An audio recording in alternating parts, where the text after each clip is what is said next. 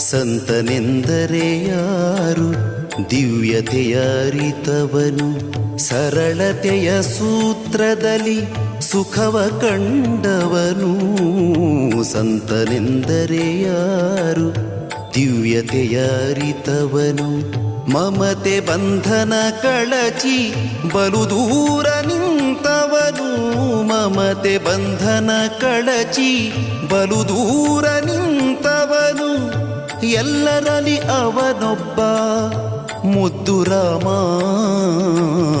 ಎಲ್ಲರಲ್ಲಿ ಅವನೊಬ್ಬ ಮುದ್ದು ರಾಮ.